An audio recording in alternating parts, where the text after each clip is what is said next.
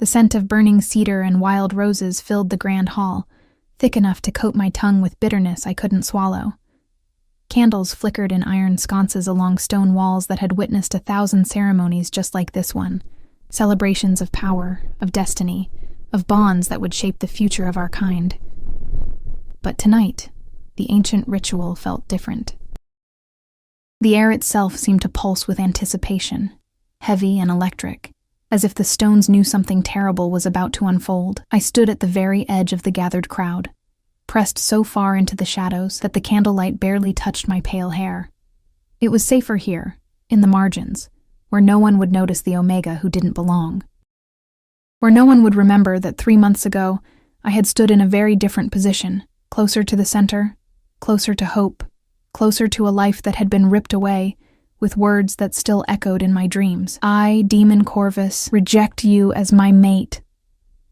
My hand instinctively moved to my chest, fingers curling against the fabric of my simple gray dress, as if I could press the memory back down, keep it buried where it couldn't hurt anymore.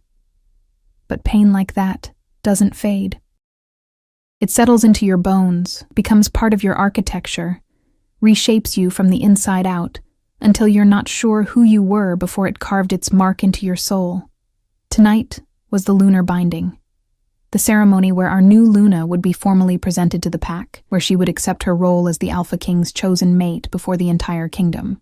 Every pack from the northern territories had sent representatives, their most important members dressed in velvet and silk, their wolves barely contained beneath expensive cologne and practiced smiles. The hierarchy was visible in every detail. The strongest stood closest to the raised dais. The most influential wore the richest colors. And Omegas like me, especially rejected, broken Omegas like me, disappeared into the background like ghosts no one wanted to acknowledge. I shouldn't have come. My friend Senna had begged me to stay away, her dark eyes filled with the kind of worry that comes from caring too much. "It'll only hurt worse," she'd whispered yesterday, her hand squeezing mine in the small kitchen we shared in the Omega quarters. Watching him with her, seeing what you could have had, but she didn't understand, couldn't understand, because I hadn't come to torture myself with what I'd lost. I'd come because of what I'd heard. The memory surfaced sharp and clear. 2 nights ago, I'd been walking back from the healing halls where I worked sorting herbs and preparing remedies. The senior healers never let me touch the patients. Too weak, too unreliable, tainted by rejection. But I was good with plants, with knowing which roots would draw out fever and which flowers would ease pain. It gave me purpose when everything else had been stripped away. I'd taken the long path through the East Gardens, the one that curved behind the Luna's private chambers. Not because I wanted to see where Demon's new mate lived, but because the night-blooming jasmine grew thick there, and its scent reminded me of my mother. She'd died when I was 12, a fever that spread too quickly for even the best healers to stop. And sometimes, I needed that fragrant reminder that I'd once been loved unconditionally. That's when I'd heard them. 2 voices, low and urgent, drifting through an open window. I'd frozen behind a marble column, my heart hammering against my ribs, every instinct screaming at me to run. Omegas caught eavesdropping faced severe punishment. Our kind was meant to be seen and not heard, certainly never privy to private conversations of our betters, but something in the tone stopped me. Fear, conspiracy, the particular cadence of people planning something they knew was wrong. "The Eastern Scouts won't suspect anything," the first voice had said, female, cultured, with an accent that placed her from the coastal territories. "They're loyal to tradition, not to him specifically. When the attack comes during tomorrow night's hunt, they'll assume it's the rogues from the borderlands. And the king?" The second voice was male, deeper, uncertain. "He's not easy to kill, even with the element of surprise. He'll be vulnerable." The female voice cut in sharply. "Trust me. Everything is arranged. By the time they realize what's happening, it will be too late. The crown will pass exactly where it should have gone in the first place." My blood had turned to ice in my veins. They were planning to kill the Alpha King.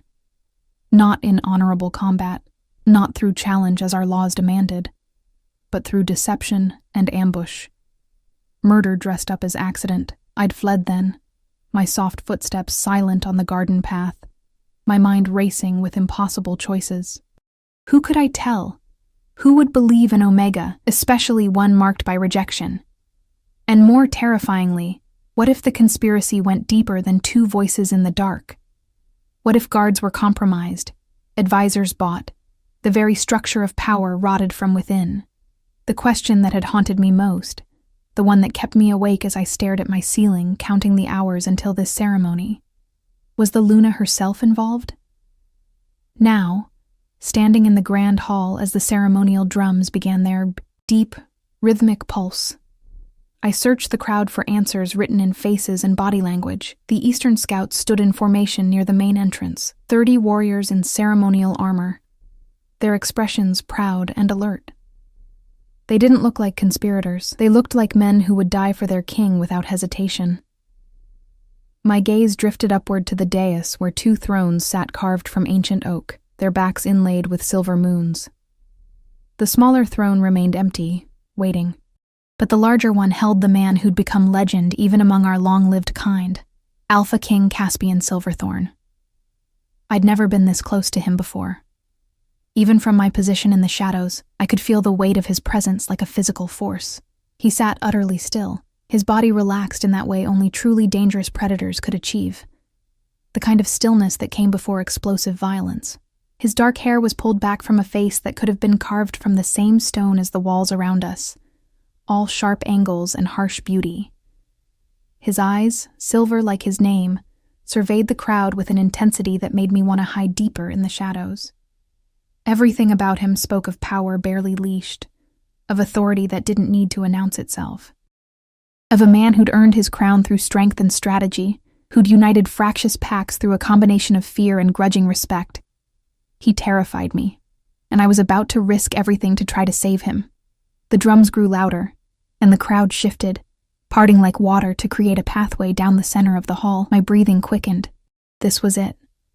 The moment when the Luna would make her entrance, when all eyes would turn to witness the future of our kingdom walk toward her destiny, when no one would be watching an invisible Omega slip through the crowd toward the dais.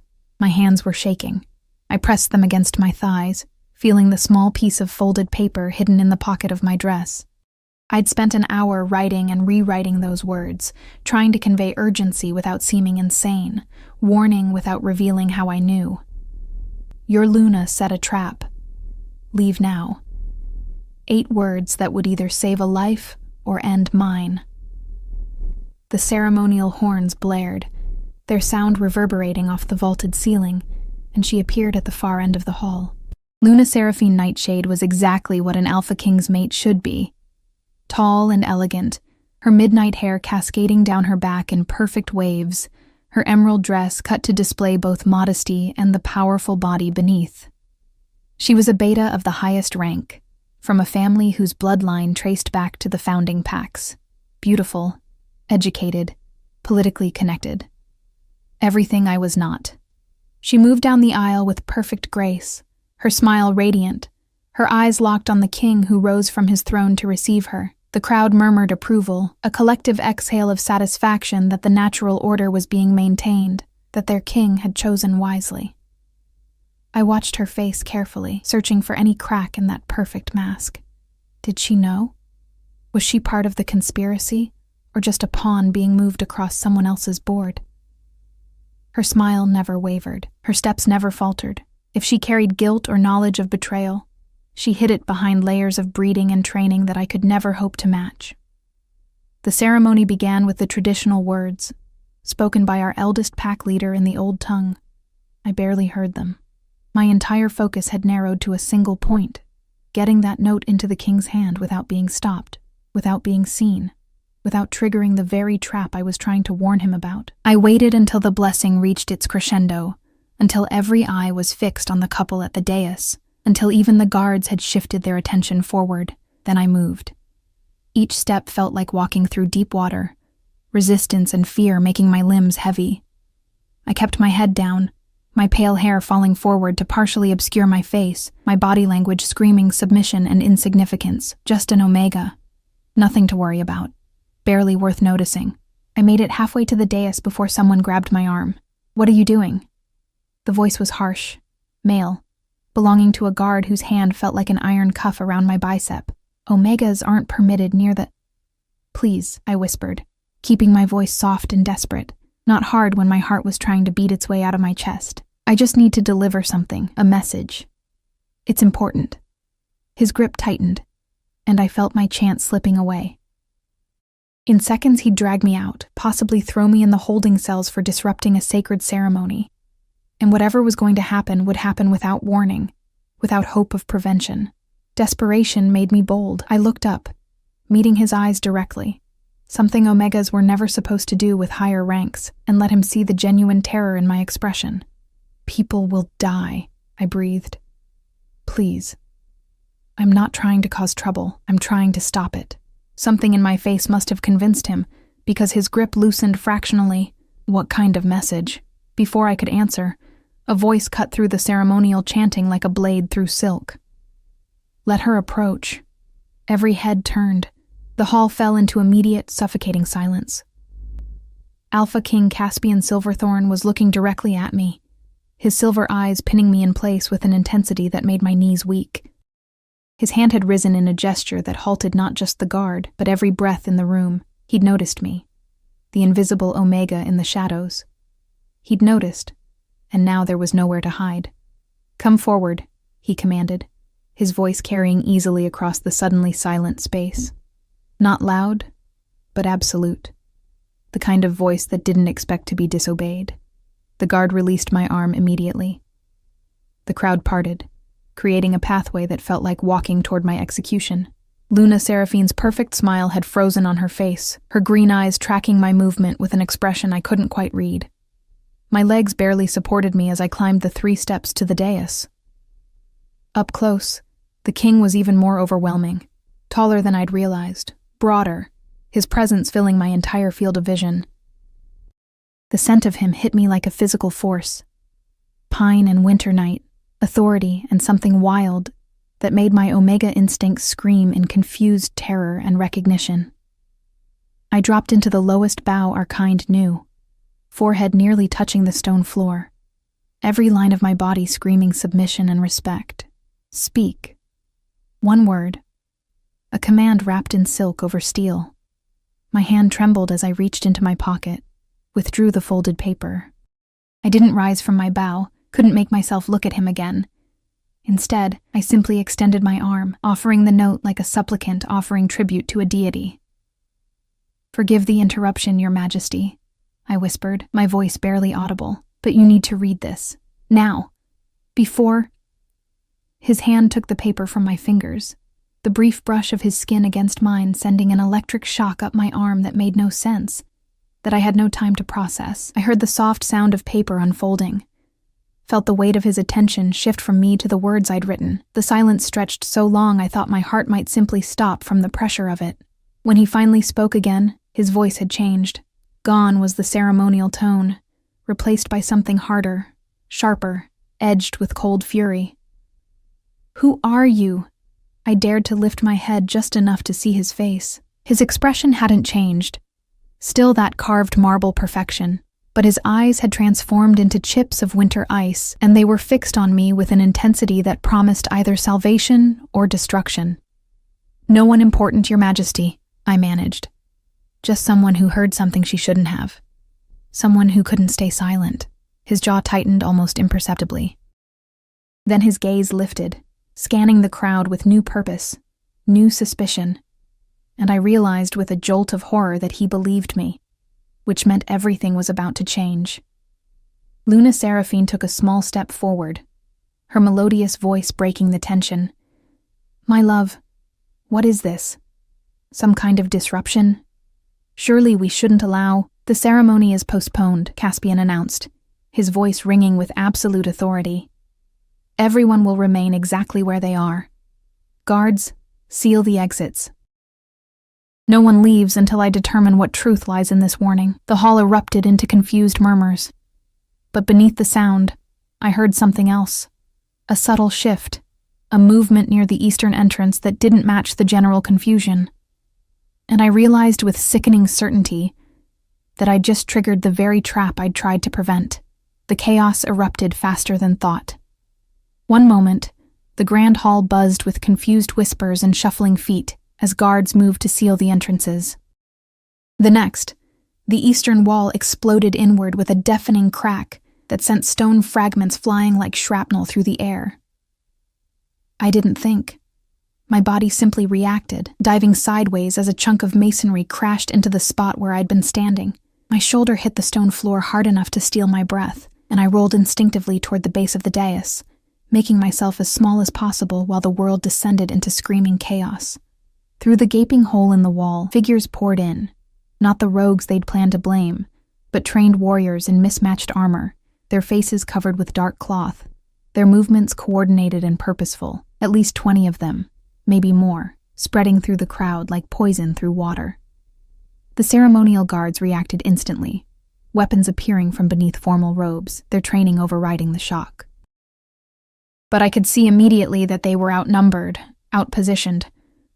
Whoever had planned this had known exactly where every defender would be standing, exactly how long it would take them to respond.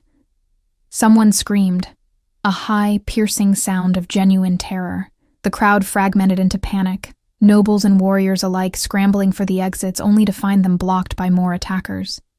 It was a perfectly executed trap, designed to cage us all inside with death. "Protect the king!" someone roared, and I saw the royal guard forming a defensive circle around the dais, their bodies becoming living shields. But Caspian wasn't behind them. He'd moved forward, down the steps, his ceremonial robes already discarded to reveal the fighting leathers beneath. His transformation was instantaneous and terrifying, from seated authority to moving violence in the span of a heartbeat. His hand held a blade that seemed to have materialized from nowhere, its edge catching the candlelight as he moved to intercept the first wave of attackers. I'd never seen an Alpha King fight before. None of us had, really. His battles were legendary, but they happened on distant borders, in places common wolves never witnessed. Watching him now was like watching a storm given human form. He moved through the attackers with brutal efficiency, each strike precise and lethal, his body a weapon honed by decades of combat. 3 men fell before they'd even registered his approach. Another lost his blade and then his life in the space between breaths. There was no hesitation in him, no mercy, just cold calculation and overwhelming force. But even he couldn't be everywhere at once. An attacker broke through the defensive line, heading straight for the Eastern scouts who were trying to organize a counter-assault. I saw the blade in his hand, saw the way he moved with purpose toward Commander Ronan, the scout leader who'd served the king for 20 years, saw that no one else was positioned to stop him. My body moved before my mind could catch up, before fear could paralyze me, before common sense could remind me that I was an Omega, powerless, useless in a fight. I launched myself from my hiding spot at the base of the dais, crossed the space in stumbling steps, and did the only thing I could think of. I screamed, "Behind you! Commander! Behind you!" My voice, high and sharp with terror, cut through the chaos just enough. Ronan spun, his warrior instincts responding to the warning even as his eyes widened in shock at seeing me, a small Omega in a gray dress, standing in the middle of a battlefield. His blade came up just in time to deflect the killing blow meant for his spine. The force of the impact drove him backward, but he was alive, already moving into a counterattack that would end his would-be assassin. I'd done it. I'd actually helped. The thought had barely formed when someone grabbed me from behind, an arm like an iron bar wrapping around my waist, yanking me off my feet. I thrashed instinctively, my hands clawing at the arm that held me, my voice releasing another scream that was cut off by a hand clamping over my mouth. "Quiet, little Omega," a voice hissed against my ear, rough and amused. "You've caused quite enough trouble tonight." He was dragging me backward, toward the shattered eastern wall, toward the opening that led outside where more attackers probably waited. I could smell the wrongness on him, sweat and old blood and something chemical that didn't belong in a wolf's scent. My Omega instincts screamed in warning, my body trying desperately to make itself smaller, to submit, to survive. But submission meant capture, and capture meant leverage against the king I'd tried to warn. I bit down on the hand covering my mouth, tasting blood and feeling satisfaction as the man cursed and loosened his grip just enough. "She's biting me. Little bitch, actually." His words ended in a wet gurgle. I fell forward as his grip released entirely, hitting the ground hard enough to skin my palms on broken stone. When I twisted to look back, I saw the man who'd held me collapsing with a blade protruding from his throat, and behind him stood Luna Seraphine. Her perfect hair was disheveled now, her emerald dress torn at the hem, but her hand held the ceremonial dagger that should have been purely decorative. Blood dripped from its edge, dark in the flickering light. Our eyes met across the body, and for a moment I saw something in her expression that I couldn't name. Surprise, calculation, perhaps the barest hint of respect. "Thank you," I gasped, my voice shaking. She didn't respond. Her attention had already shifted, tracking the movements of the fight with the tactical awareness of someone trained for war, not just ceremony. She moved toward the main cluster of defenders, her blade ready, her body settling into a fighter's stance that spoke of extensive training. Whatever else she might be, she wasn't running, wasn't hiding, wasn't acting like someone who'd orchestrated this attack, which meant I'd been wrong about part of the conspiracy, or the trap had been sprung prematurely, before she could distance herself from the violence.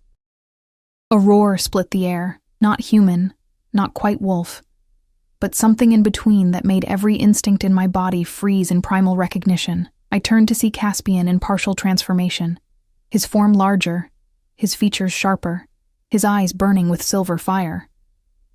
He'd torn through half the attacking force already, but more kept coming, pouring through the broken wall like an endless tide. This wasn't just an assassination attempt. This was a full assault, meant to kill not just the king, but everyone who might stand with him. "Fall back to the inner chambers," Ronan's voice carried above the chaos, directing the defenders toward the narrow corridors that branched from the main hall. "Defensive formation. Protect the civilians." The royal guard moved immediately, herding the panicked nobles toward relative safety, their bodies forming moving barriers against the attackers. But the doorways were bottlenecks, and people were jamming up in their terror, creating perfect targets. I saw an elderly woman fall, trampled in the crush. Saw a young beta male trying to protect his mate get cut down by an attacker's blade. Saw the moment when the careful defensive plan began to crumble under the weight of chaos and fear. Someone needed to organize the civilians.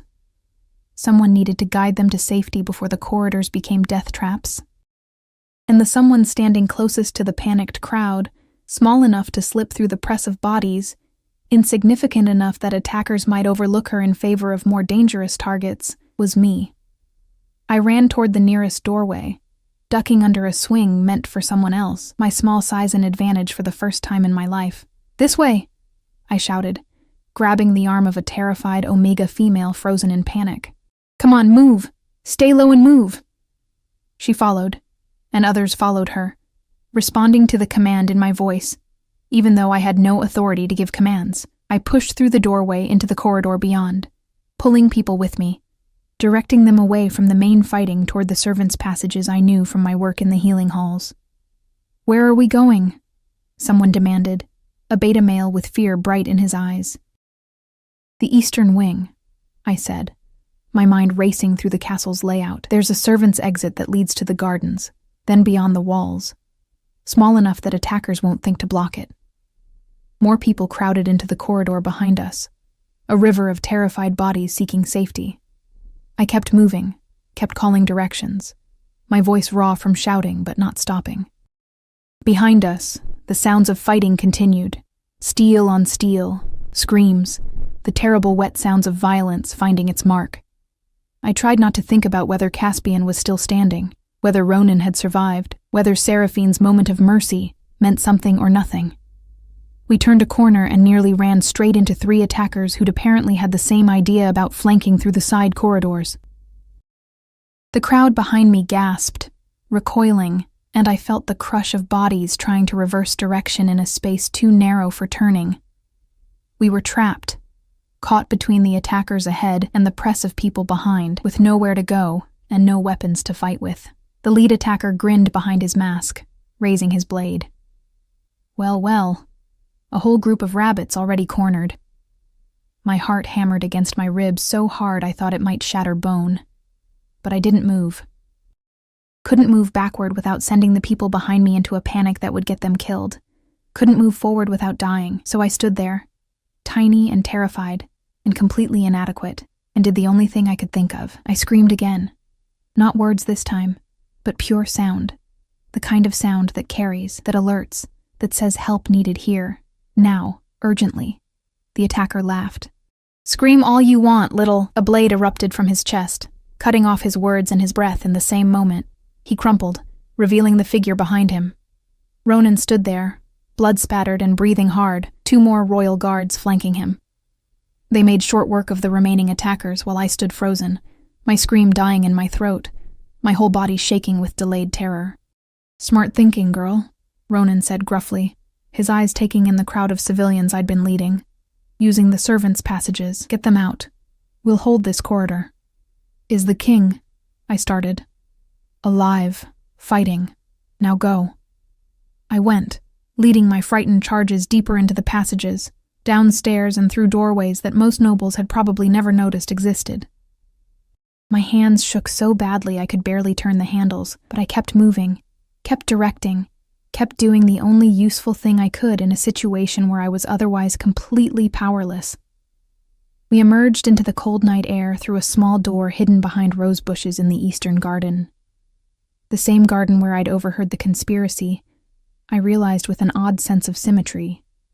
Behind us, the castle blazed with light and echoed with sounds of continuing battle.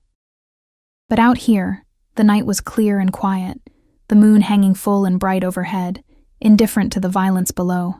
I counted heads as people streamed past me. 23, 24, 25, all alive, all safe, at least for the moment. "Keep moving," I urged them, gesturing toward the tree line beyond the formal gardens. "Head for the village. Don't stop until you're well clear of the castle grounds." "What about you?" the Omega female I'd first grabbed asked, her eyes wide and grateful. I looked back at the castle, at the broken wall and the flickering lights visible through gaps in the stone. "I have to go back." "Are you insane?" the beta male demanded. "You'll be killed."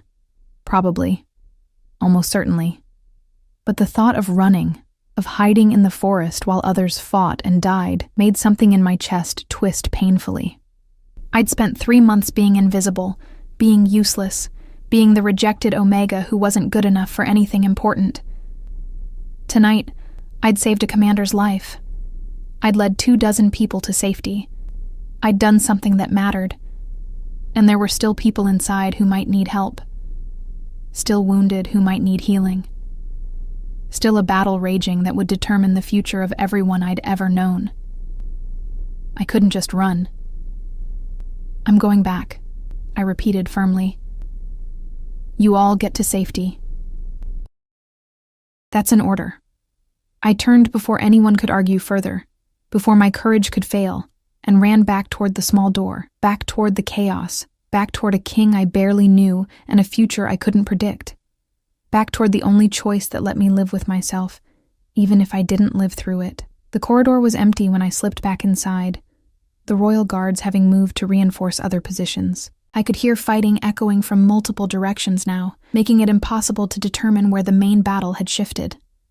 The smart thing would have been to head for the healing halls, to make myself useful tending wounds rather than risking the combat zones, but something pulled me back toward the grand hall.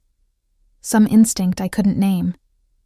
Some need to see how this ended, to know if my warning had been enough or if I'd simply changed the shape of the catastrophe without preventing it. I moved through corridors filled with smoke and the acrid smell of burning wood. Something had caught fire, adding a new layer of urgency to everything. My soft shoes made no sound on the stone floors, and twice I hid in alcoves as groups of fighters rushed past, too focused on their objectives to notice one small Omega pressed into the shadows. When I finally reached the entrance to the grand hall, what I saw made my breath catch. The battle was ending. Bodies littered the floor, attackers mostly, their dark clothing stark against the pale stone.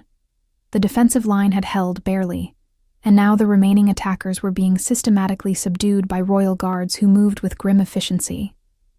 And in the center of it all, standing before his throne with a blade in each hand, and blood painting his arms to the elbows, stood Caspian Silverthorn. He was magnificent and terrible, power incarnate, a king who'd proven exactly why he held his crown. His silver eyes swept the hall, cataloging losses and survivors, already planning next moves and consequences. Those eyes found me in the doorway, and the world seemed to narrow to just that connection, his gaze and mine, across a hall full of death and survival, recognition passing between us that went beyond words. He'd survived. The warning had been enough, barely to prepare him for what came, and now he knew exactly who'd given it. I didn't know if that would save me or doom me, if gratitude or suspicion would win out in whatever came next. But as his expression shifted into something I couldn't read, something complex and considering, I realized my life had just changed in ways I couldn't begin to predict. The invisible Omega had been seen, and there was no going back to the shadows now. They held me in a room that was too fine to be a cell, but too stark to be comfortable. Stone walls softened by tapestries depicting ancient battles, a single window showing the gray light of early dawn, and a chair where I'd been sitting for what felt like hours while my mind replayed the night's violence in nauseating loops. No one had hurt me. That was the surprising part. After the battle ended, after the last attacker had been either subdued or eliminated, a female guard with kind eyes had simply escorted me here, told me to rest, and locked the door from the outside. Not chains, not threats, just waiting. I didn't know if I was a prisoner or a witness. Didn't know if they were protecting me or containing me until they decided what to do with the Omega who disrupted a sacred ceremony and somehow known about an attack before it happened. My hands still shook when I held them up to the morning light streaming through the window. I could still feel the ghost of that attacker's arm around my waist, still taste the copper tang of his blood when I'd bitten down, still hear the wet sound of Seraphine's blade finding its mark.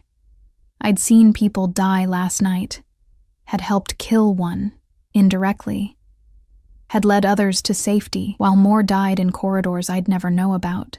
The girl who'd existed yesterday, the invisible, rejected Omega who sorted herbs and tried not to cause trouble, felt like a stranger's memory. A key turned in the lock, and I straightened instinctively, my body responding to a lifetime of conditioning that said appear smaller, seem harmless, don't provoke. The door opened to reveal not a guard, but Commander Ronan himself, his formal armor replaced by simple fighting leathers, his weathered face bearing fresh bruises, and a cut above one eye that someone had stitched with neat precision. "You're awake," he said, his gruff voice somehow gentler than I'd expected. "Good. The king wants to see you." My stomach dropped. "Now?" "Now." He stepped aside, gesturing for me to follow. "Don't worry. You're not in trouble. Quite the opposite, actually." I didn't believe him. Couldn't afford to believe him. But I stood and followed anyway, because refusing a direct summons from the Alpha King was not an option for anyone, let alone an Omega with no pack status and no protection. The castle looked different in daylight, the violence of the previous night already being erased by an army of servants who scrubbed blood from stone and replaced shattered furniture with pristine replacements. But the broken eastern wall remained, a gaping wound that let cold morning air flow freely through the grand hall, and workers swarmed over it with scaffolding and stone, already beginning repairs. I counted 12 bodies being carried out on litters, covered with white cloths, 12 dead, and those were just the ones I could see from this corridor. How many more had fallen in other parts of the castle? How many families would wake today to find their loved ones gone? 17 total, Ronan said quietly, noticing my attention. 8 guards, 9 civilians. Could have been much worse. Would have been, if someone hadn't raised the alarm when she did. I didn't know how to respond to that. Didn't know if those 17 deaths were fewer because of my warning, or if I'd somehow caused them by forcing the conspirators to act prematurely. The weight of it sat heavy in my chest, making breathing difficult. Ronan led me through corridors I'd never seen before, deeper into the castle's administrative heart, where the real work of ruling happened away from ceremonial spaces. We passed offices where exhausted-looking officials worked over maps and documents, a war room where military leaders debated defensive positions, and finally stopped before a set of heavy oak doors, carved with the kingdom's wolf and moon sigil. "A few things before you go in," Ronan said, turning to face me with an expression that was part warning, part advice. "First, the king is not what you might expect. Don't let the reputation frighten you into stupidity. Second, tell the truth. Always. He values honesty above courtesy. And third, he paused, something almost like respect flickering in his eyes. Don't sell yourself short, girl. What you did last night took more courage than most warriors show in a lifetime. Before I could process that, he knocked twice and pushed the doors open. The room beyond was clearly a private study, lined with books and maps, dominated by a massive desk covered in reports and correspondence. But what captured my attention immediately was the man standing by the window, his back to the door, his silhouette sharp against the morning light. Caspian Silverthorn had washed the blood away, changed into clean clothes, simple dark pants and a white shirt with the sleeves rolled to his elbows. But he still carried the aftermath of battle in the tension of his shoulders and the way his hand rested near a blade even here, in his own private space. Your Majesty, Ronan said formally, the Omega, as requested. Caspian didn't turn immediately. Thank you, Ronan. Leave us. And ensure we're not disturbed. Something in that command made my pulse quicken. Being alone with the Alpha King, after everything that had happened, felt dangerous in ways I couldn't articulate. But Ronan simply bowed and withdrew, the doors closing with a soft finality that made me acutely aware of how small the room suddenly felt. Silence stretched between us, broken only by the distant sounds of reconstruction drifting through the window. I stood there, hands clasped in front of me to hide their shaking, eyes fixed on the floor, waiting. Finally he spoke. Look at me. It was a command, gentle but absolute. I forced my gaze upward, past the desk and the scattered papers, until I met those silver eyes that had haunted my nightmares and now studied me with an intensity that felt like being dissected. Up close, with the ceremonial distance removed, I could see details I'd missed before. The thin scar that traced his left cheekbone, the strands of gray that threaded through his dark hair at the temples, the exhaustion that lived in the corners of his eyes, the kind that came from years of bearing impossible weight. He looked older than the legend suggested, and somehow, that made him seem more real, more human beneath the armor of authority. What's your name? He asked. Of all the questions I'd expected, that one caught me off guard. Ilara, Your Majesty, Ilara Ashwin. Ilara. He repeated it slowly, as if tasting the syllables. Tell me, Ilara Ashwin, why does an Omega with no apparent connection to court politics risk her life to warn a king she's never spoken to? Because it was the right thing to do, I said simply. Then, because Ronan's advice about honesty echoed in my mind, I added, and because I couldn't live with myself if I'd stayed silent and people died. Something flickered in his expression. Surprise, maybe, or recognition. You overheard the conspiracy 2 nights ago in the gardens behind the Luna's chambers. That much I've pieced together from your note and the timing. But what were you doing there? The question held no accusation, just curiosity, but I felt heat rise to my cheeks anyway. Walking. The night-blooming jasmine grows thick there, and the scent, it reminds me of my mother. I wasn't spying. I didn't mean to hear anything, but you did hear.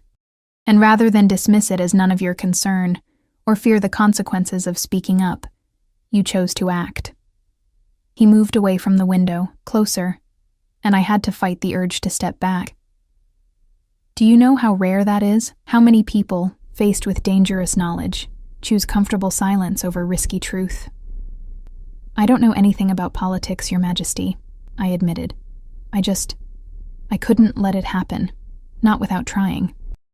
He stopped a few feet away, close enough that I could smell pine and winter on him, close enough that my Omega instincts registered his dominance like a physical pressure. But instead of the fear that usually accompanied such proximity to powerful alphas, I felt something else, something that made no sense. Safety. You saved more than my life last night, Caspian said quietly. Your warning gave us seconds, barely that, but enough to position guards differently. Enough to have weapons ready instead of being caught completely unprepared. Commander Ronan tells me you also led 24 civilians to safety through the servants' passages, then came back into danger. Why come back? I'm a healer's assistant, I said. Or I was trying to be one. I thought there might be wounded who needed help. A healer's assistant. Something in his tone suggested he was fitting pieces together. The Omega quarters. You work in the healing halls, but they don't let you near patients. Why not? The question cut too close to rejection. to shame I'd tried to bury. I looked away, unable to hold his gaze while speaking the words. I was rejected 3 months ago. By Demon Corvus, son of the Eastern Territories Alpha. The senior healers said.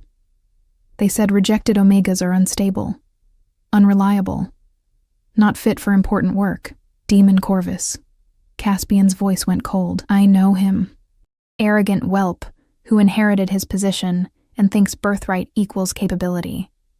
And he rejected you. It wasn't a question, but I nodded anyway. Look at me, Alara. I did, reluctantly, expecting to see pity or dismissal. Instead, I found something that looked almost like anger, not at me, but on my behalf. That man is a fool, Caspian said flatly, and every person who let his rejection define your worth is equally foolish. Last night, while nobles and warriors panicked, while trained fighters fell into chaos, you kept your head. You thought strategically, you acted decisively, you saved lives through quick thinking and courage most would never find. He paused, and when he spoke again, his voice carried absolute certainty. You are not unstable or unreliable. You are exactly the kind of person this kingdom needs. The words hit me like a physical blow, knocking something loose in my chest that I hadn't realized was lodged there. Tears burned behind my eyes, and I blinked rapidly, refusing to cry in front of the Alpha King, refusing to prove the weakness everyone already assumed lived in me. Thank you, Your Majesty, I whispered, not trusting my voice for anything louder. He turned away, giving me a moment to compose myself, moving back to his desk where he picked up a document and studied it with apparent focus. The investigation into last night's attack is ongoing. We've captured 3 conspirators alive and they're being questioned. What we've learned so far suggests the plot was more extensive than a simple assassination. They wanted to destabilize the entire kingdom, create chaos that would allow certain factions to seize power in the aftermath. The Luna, I started, then stopped, unsure if I should voice suspicions about the king's chosen mate, is innocent, Caspian finished for me. Seraphine knew nothing about the attack. In fact, she fought well once the violence started. Saved your life, I understand. She did, I confirmed, remembering the blood on that ceremonial blade, the calculation in green eyes. I thought. When I heard the voices, one was female, and I assumed. The female voice belonged to Lady Helena Ashford, Seraphine's chief attendant and supposed friend.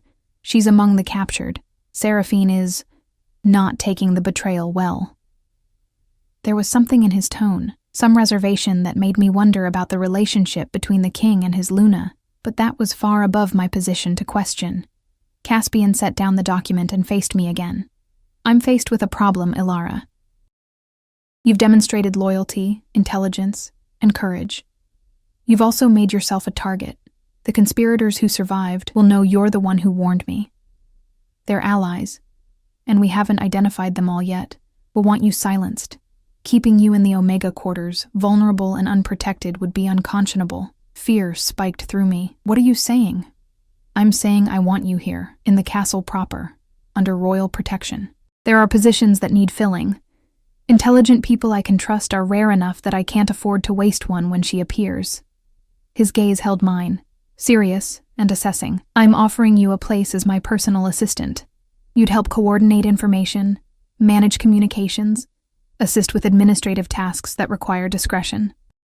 The work would be demanding, sometimes dangerous, and you'd be operating far above your current station, which will cause resentment among those who think rank should be inherited rather than earned. My mind reeled, trying to process what he was proposing. An Omega, especially a rejected Omega, didn't just get elevated to positions of real authority. It didn't happen. It couldn't happen. Why? I asked bluntly. Why would you risk the political complications of promoting someone like me? Because you're capable. Because I need people who act based on principle rather than politics. And because... He paused, something complex crossing his features. Because I'm tired of pretending that the old hierarchies serve anyone except those already in power. You proved your worth last night in ways that matter more than bloodlines or pack status. The question is whether you're brave enough to accept the consequences of being recognized for it. I thought about the healing halls, about sorting herbs while others did the real work. About 3 months of being invisible, dismissed, defined by a rejection that had carved out my sense of self-worth. About standing in the grand hall last night, terrified and tiny, and choosing to act anyway. I accept, I said, the words emerging stronger than I'd expected. Whatever the work requires, whatever the consequences, I accept. Something that might have been approval flickered in those silver eyes. Good. You'll move to new quarters today. Ronan will assign you a personal guard until we're certain all the conspirators are identified. And Alara... He moved closer again, and this time I didn't fight the urge to look up at him. The role I'm giving you is real. This isn't charity or protection disguised as employment. I genuinely need someone I can trust, and trust is something that must be earned through action, not granted through birthright. You've earned mine. Don't make me regret it. I won't, Your Majesty, I promised, meaning it with every fiber of my being. He nodded once, decisive, then moved toward the door. Ronan will handle the details. For now, get some rest. Tomorrow the real work begins. He was almost to the door when I found the courage to ask the question that had been burning in my mind since I'd first written that warning. Your Majesty, why did you notice me last night, in the hall, before everything happened? I was just another Omega in the crowd. What made you look? Caspian paused with his hand on the door handle, his profile sharp against the light. When he spoke, his voice carried a strange quality I couldn't interpret.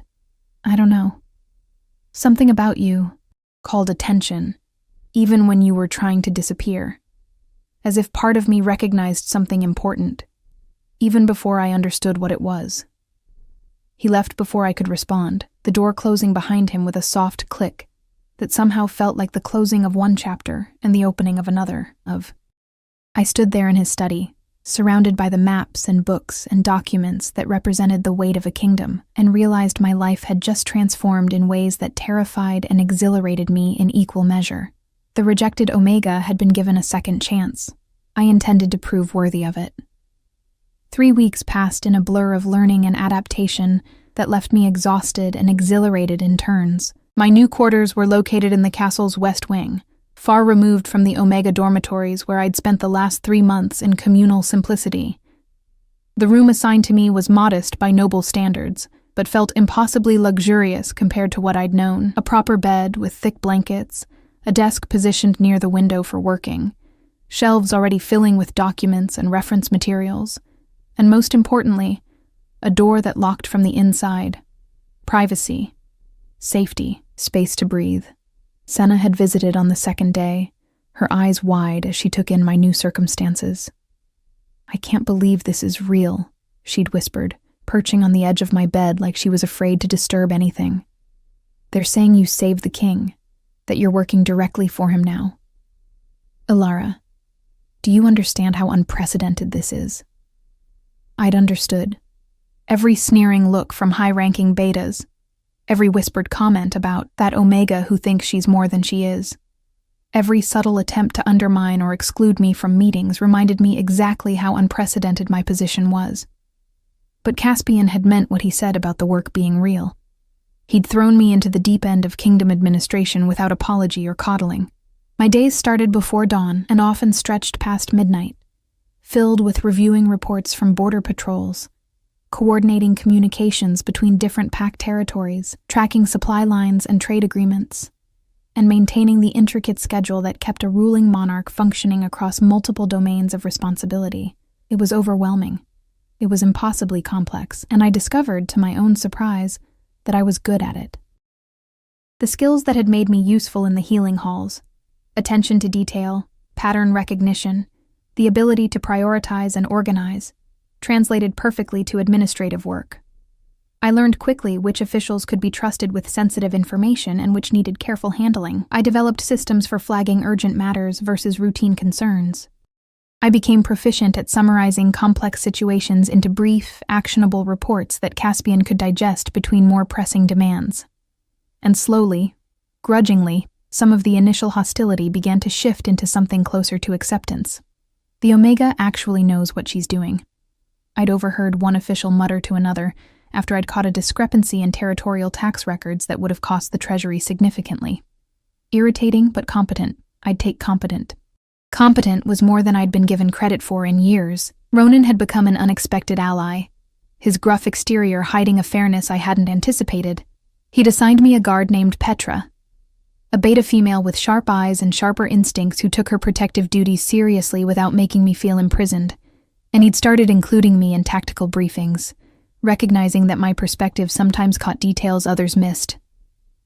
"You notice things," he'd said one afternoon after I'd pointed out an odd pattern in rogue sightings along the southern border. "Most people look at information and see what they expect. You see what's actually there. It's a rare skill." The conspiracy investigation had yielded disturbing results. Lady Helena, Seraphine's trusted attendant, had been working with a faction of nobles who believed Caspian's reign had become too progressive, too willing to challenge traditional hierarchies. They'd wanted him dead and replaced with someone more amenable to maintaining the old power structures, someone who would keep Omegas in their place, maintain rigid pack boundaries, and resist the social changes Caspian had been slowly implementing.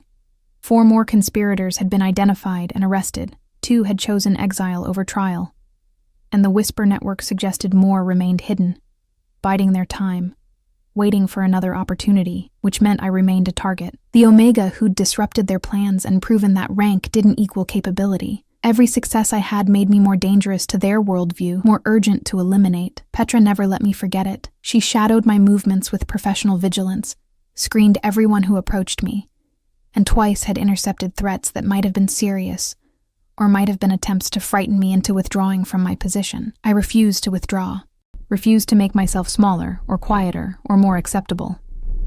If they wanted me gone, they'd have to work harder than anonymous threats. My relationship with Caspian evolved in unexpected ways. We worked closely, sometimes spending hours together reviewing documents or discussing policy implications, but there remained a careful distance between us.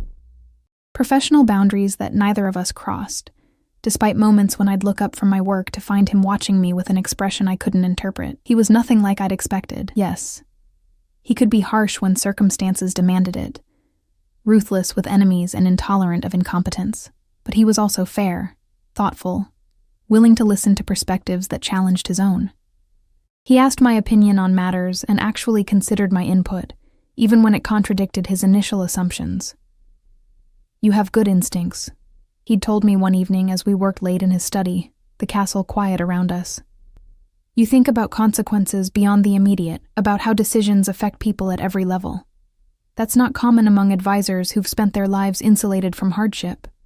The comment had felt personal, exposing something vulnerable beneath his authoritative exterior. I'd wanted to ask about his own hardships, the experiences that had shaped a king who genuinely seemed to care about justice over tradition. But the moment passed, and the professional distance reasserted itself before I found the courage. Luna Seraphine remained an enigma.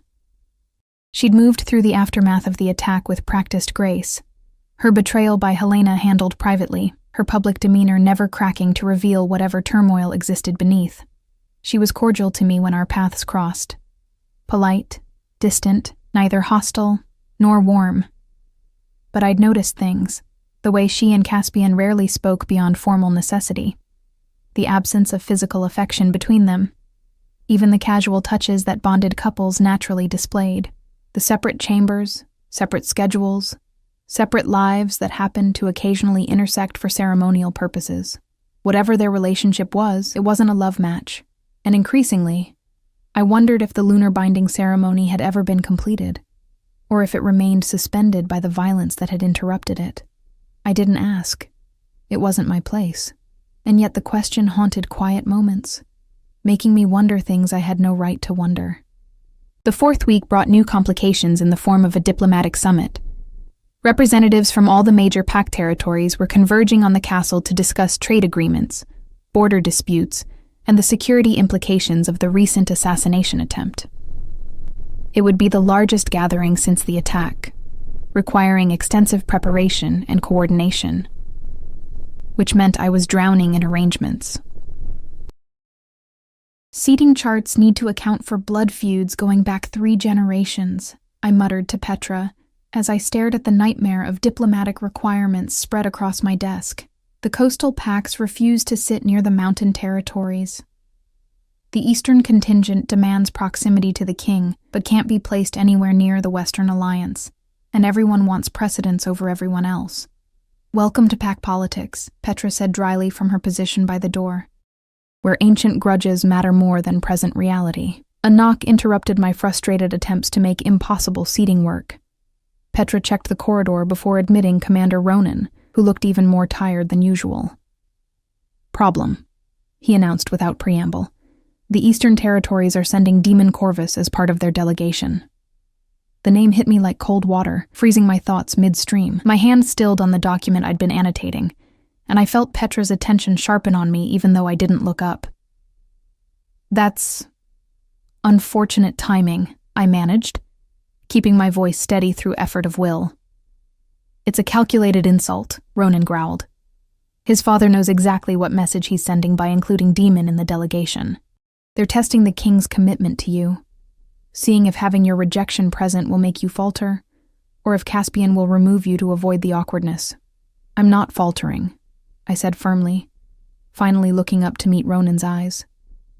"And I'm certainly not hiding. If Demon wants to attend the summit, that's his right as an Eastern representative. My personal history with him doesn't change my professional responsibilities." Something that might have been approval flickered across Ronan's weathered face.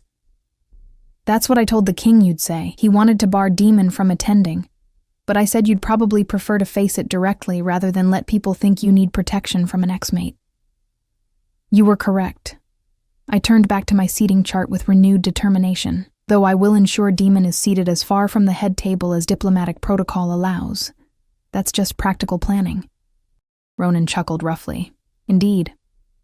I'll inform His Majesty you're handling it. Try to get some sleep, girl. You're no good to anyone if you collapse from exhaustion." He left, and I stared at the documents without seeing them, my mind churning through implications and emotions I'd thought I'd buried months ago. Demon. Here. In 3 days. I'd managed to avoid thinking about him much during the chaos of my new position. Rejection hurt less when buried under important work and genuine purpose. But now the wound felt fresh again, exposing the girl who'd been deemed insufficient, unworthy, lacking whatever essential quality made someone mate material.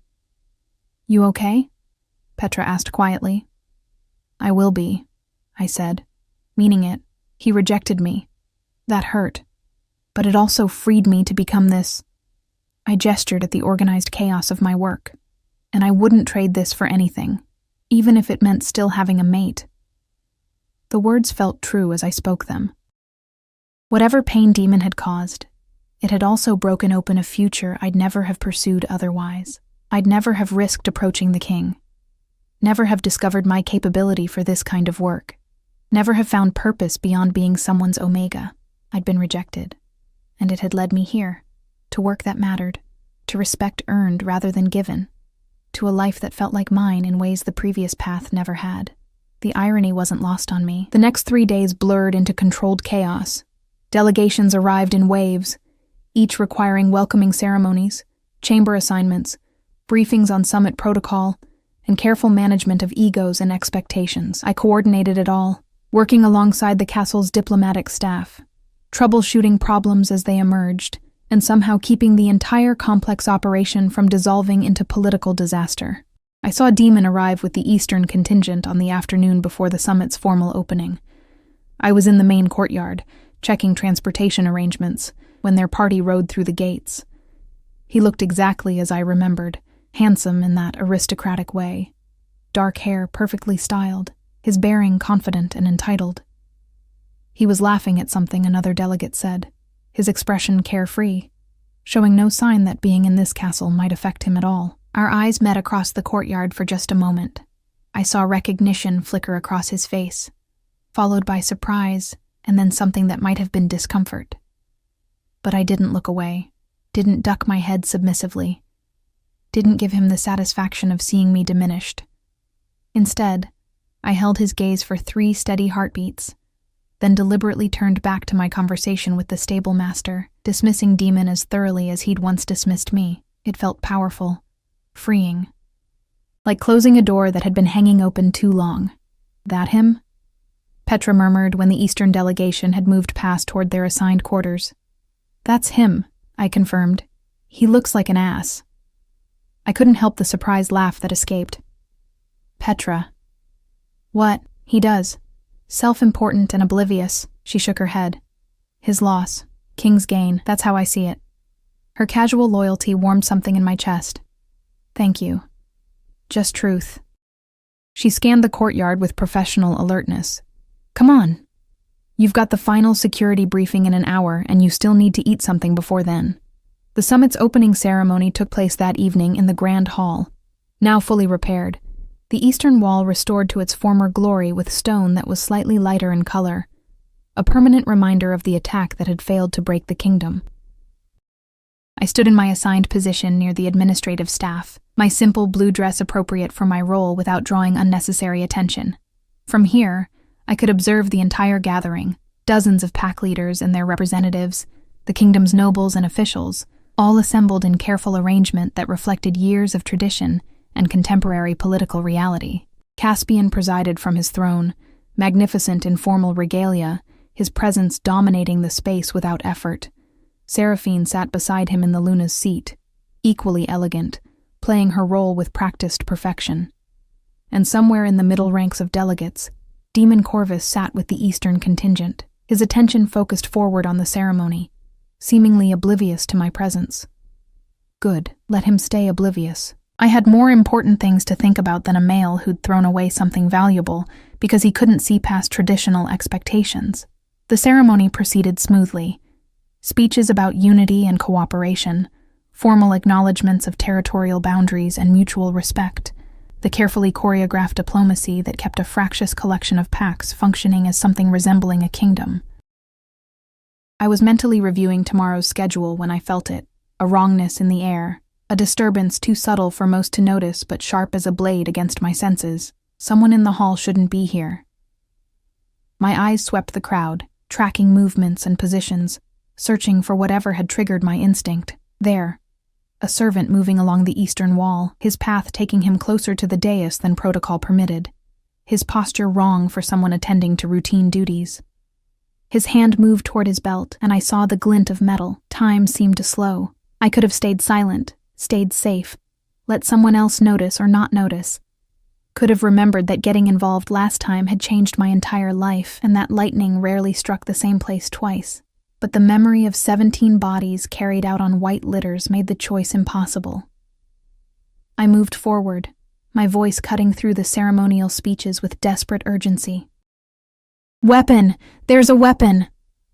The hall erupted into instant chaos as guards converged on the servant who'd frozen at my shout, his cover blown. He tried to run, tried to raise whatever he'd been reaching for, but royal guards were faster, tackling him to the ground in a coordinated rush. And I found myself, once again, standing in the center of attention I'd never wanted, breathing hard with the aftermath of adrenaline, my heart pounding against my ribs. Caspian was on his feet, his eyes finding mine across the distance with an intensity that felt like physical contact. In that look, I saw recognition, gratitude, and something else, something deeper that made my breath catch. Twice now. Twice I'd warned him, spotted threats others missed. The invisible Omega who kept saving the king. The irony would have been funny if my hands weren't shaking so badly. The interrogation revealed what we'd all feared. The conspirators hadn't given up. The servant had been a sleeper agent, planted months ago, waiting for the perfect moment when security would be focused on external threats, rather than internal ones. He'd carried a poisoned blade. One cut would have been enough.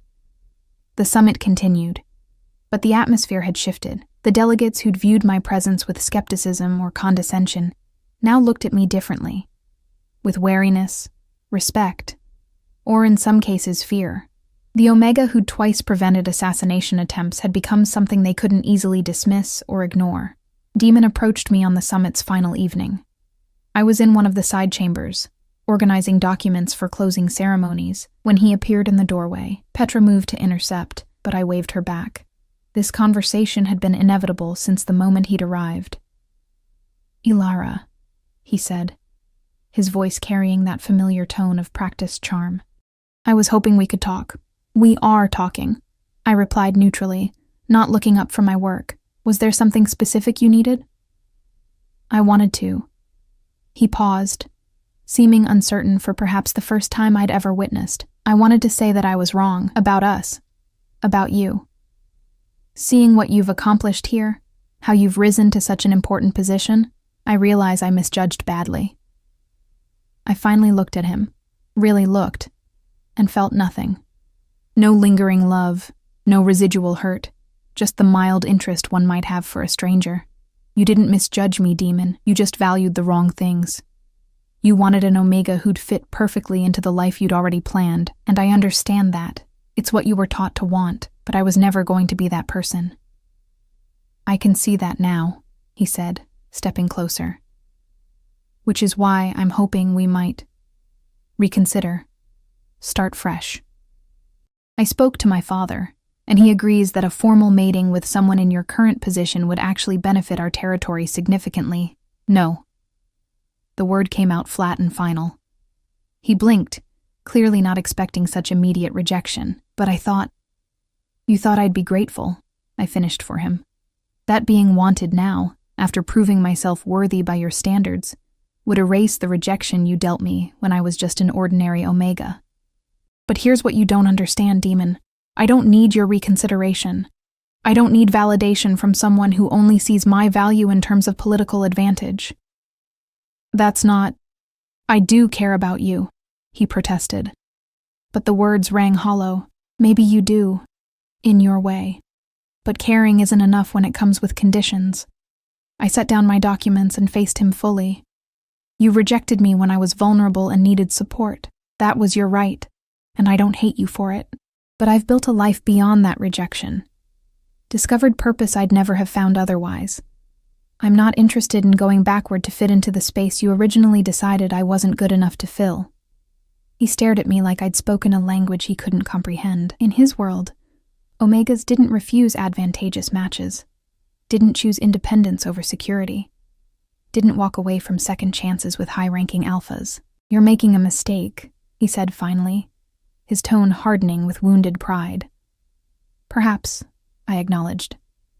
"But it's my mistake to make. Goodbye, demon. I hope you find what you're looking for." I turned back to my work, and after a long moment, I heard his footsteps retreat. The door closed, and Petra let out a low whistle. "That was satisfying to witness," she admitted. "It was, wasn't it?" I smiled, feeling lighter than I had in months. "Come on. We have closing ceremonies to prepare." The summit concluded successfully despite the security breach, or perhaps because of it. Nothing unified fractious pacts quite like a shared external threat. Agreements were signed, alliances reinforced, and delegates departed with renewed commitment to the kingdom's stability. I worked late into the night after the last delegation left, catching up on tasks that had been delayed during the summit chaos. The castle felt quiet, almost peaceful, in the aftermath of so much concentrated activity. I was finishing a report when my door opened without warning. I looked up, startled, to find Caspian standing in the doorway.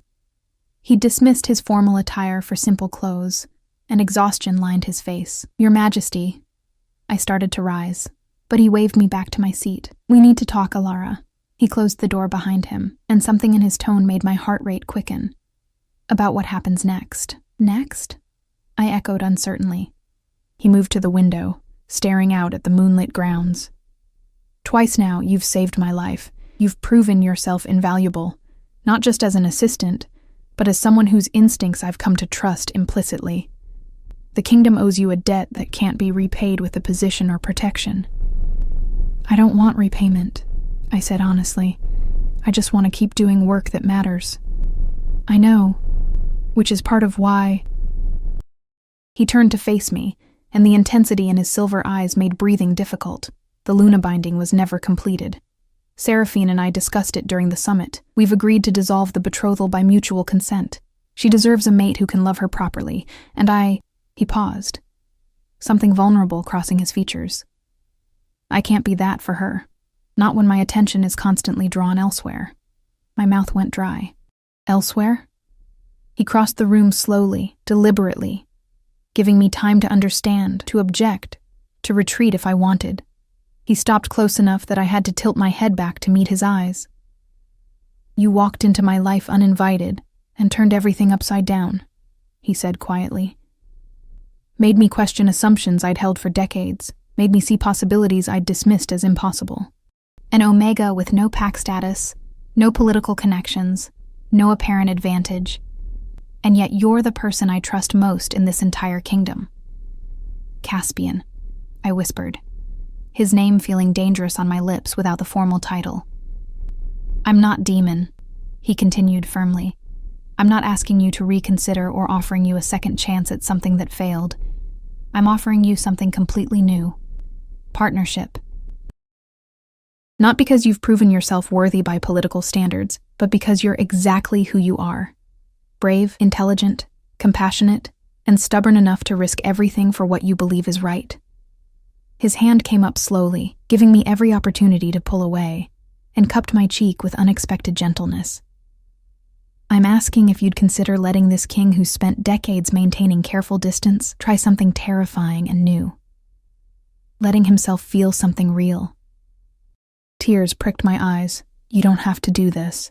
I'm happy with what I have. I know you are, which is exactly why I'm asking. His thumb brushed my cheekbone softly. You don't need me to complete you or validate your worth. You've built your own purpose, your own strength. But maybe we could build something together that's stronger than either of us alone. I thought about the girl who'd stood in the shadows 3 months ago, invisible and rejected, convinced her value had died with demons' words. Thought about the woman I'd become, capable, respected, no longer defined by someone else's assessment. And I thought about the man before me, who'd seen past rank and tradition to recognize what actually mattered, who'd given me opportunity when others saw only limitations, who looked at me now not with pity or condescension, but with genuine regard that made my heart race. Yes, I breathed. Yes, I'd like to try. His smile transformed his face, making him look younger, less burdened. Thank God. I was prepared to make a much longer argument. I laughed, the sound shaky with emotion and relief. You're the Alpha King. Did you really think I'd refuse? I hoped you wouldn't. But you've surprised me at every turn, Alara Ashwin. I wouldn't have been shocked if you'd listed perfectly logical reasons why this was a terrible idea. His other hand came up to frame my face, his touch reverent. May I kiss you? The question, so carefully asked despite his authority, made something in my chest crack open completely. Please. He kissed me like I was precious, like I might break, until I pressed closer and showed him I was stronger than I looked. The kiss deepened, becoming less careful, more real. A promise of partnership that went beyond politics or duty into something genuine and chosen. When we finally pulled apart, both breathing hard, he rested his forehead against mine. This won't be easy. There will be resistance, political complications, people who think an Omega can't be queen. Let them think what they want, I interrupted firmly. We'll prove them wrong. Together.